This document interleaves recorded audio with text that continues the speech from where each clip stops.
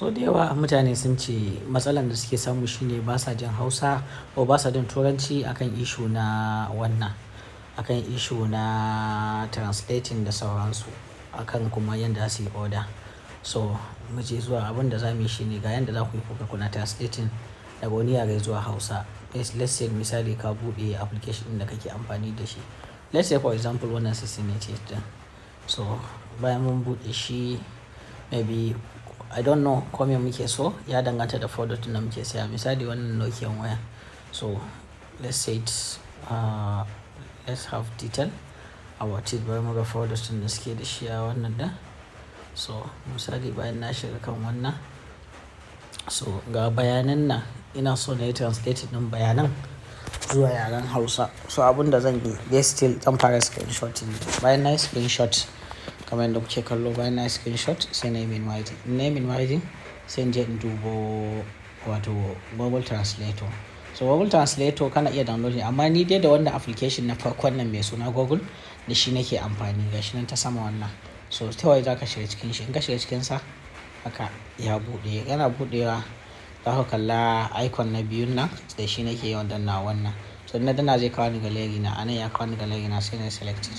So ga shi nan na yi selecting, na saka wannan ɗin photon nan da na yi screenshotting sai na zo in ce translate. In na ce translate ga shi nan. So ya ce min ga shi nan ya yi translating amma ta Turanci ne ya yi translating ɗin. So ga inda aka sa English sai in danna kai. Kun ga? Daga nan ga English, so ga French, ga Hausa. In kana so za ka komar da shi Hausa. Misali ka danna haka. In ka danna translate to kun ga yanzu ya koma zuwa Hausa. Kun gani suka ce ana biyan diyya na waye ga dai bayanai kuɗin jirgin waye zuwa kaza kaza ga shi nan bayanan a Hausa ga shi nan yanda kuke kallo. So that means a nan za ka iya da abin da ma baka gane da Turanci ba ko da Chinese ɗin za ka iya amfani da Hausa domin ka gane. In ka danna nan in ma kuma kai misali ba ka san Hausa to ga Arabic. In misali kana wanda suke Saudi zama a kalansu Saudi ko wani waje da ƙasashe da Arabic ne ga shi nan. Kun ga ya koma Arabic. Kun gani ga shi nan Taslimun Nas. Ga shi nan misali ga shi nan dai abubuwa da yawa. So kun gani ga inda yace Bitaqatul Adnam ko Nam Antuman ko Al-Muhfaza Al-Electroni. Ga shi nan so payment gateways ne ga shi nan dai abubuwa da yawa. So kun ga yanzu ya koma Larabci.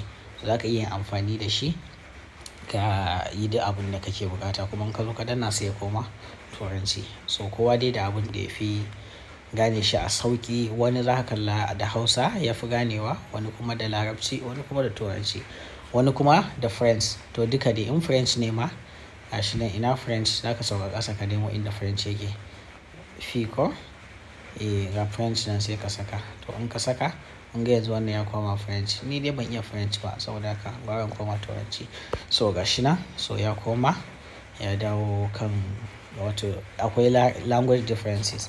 Sannan issue na in ka zo ka za ka yi chatting ɗin supplier. Misali ka koma ciki ga inda aka ce chat. Misali kana so ka yi chatting ɗin supplier.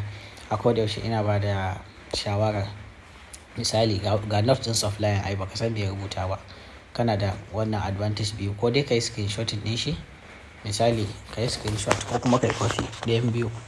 Ka yi screenshot ɗin shi haka shi ma za ka koma translator. In ka koma translator ɗin da ka yi amfani da shi ga shi nan ya kawo.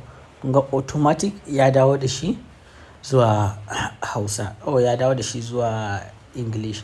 Idan ka taɓa nan wajen za ka iya sa Arabic. Kun ga rubutun ya koma Larabci dan ka karanta ka gane me yake nufi. Sannan still kuma in ka nemo Hausa can ƙasa under H za ka yi scrolling ga Hausa nan in ka taɓa. To shi ma dai the same thing kun ga ya koma sannu.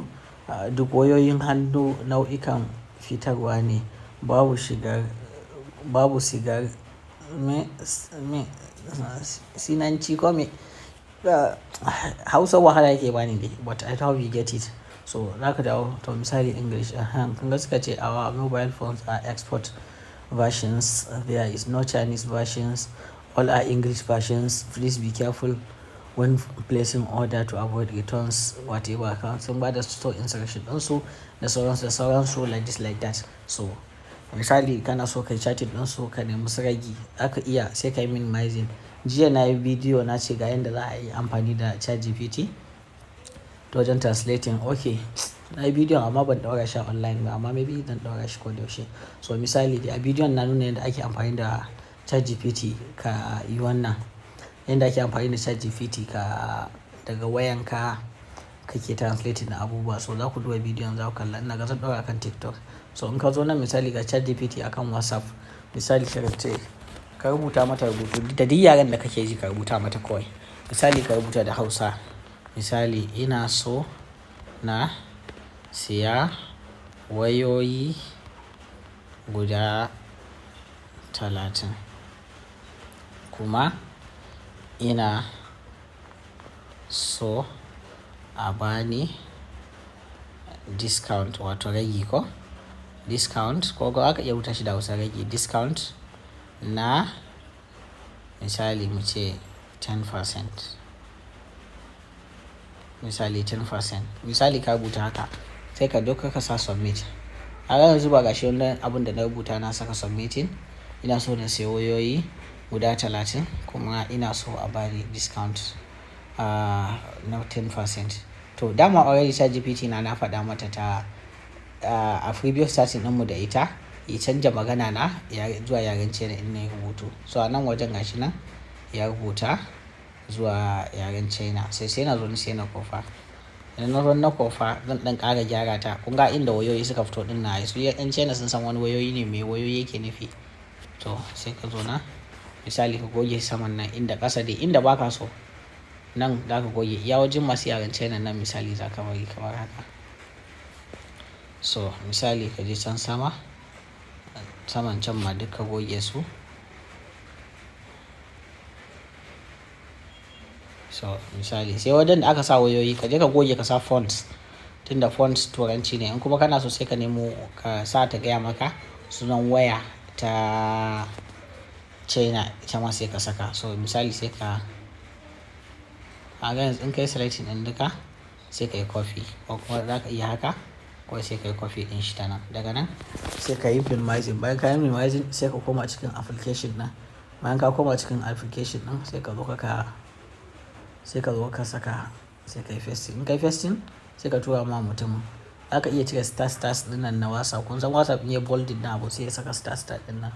Za ka iya cire stars ɗin can. So yanzu daga nan sai ka rubuta sai ka tura ma mai shagon. So idan ya baka ansa, misali ya baka ansa da maganar da ka yi, sai ka sake copy ɗin ansan ko kuma ka yi screenshotting ɗin shi kamar yadda muka yi wannan rubutun nashi wannan. Sai ka sake kai shi cikin translator. In kai shi cikin translator za ka kalla abun. Idan kuma ka yi copy ɗin shi direct kana iya zuwa ka bawa ChatGPT ka ce to ga ansan da gayan ya baka ta koma maka zuwa Hausa. Ita kuma in ka mata pasting sai ka ce to ta komar da wannan rubutun China zuwa Hausa. Ana sai ka rubuta mata ita za ta koma maka zuwa Hausa. So ba dole dai Hausa ba, za ka iya yin koda ya koma zuwa Larabci ko kuma dai wani yaren da kake so. So haka ne za ka ke yi da insha Allah. A ci gaba da bibiyar mu, Khalid X na ku ne.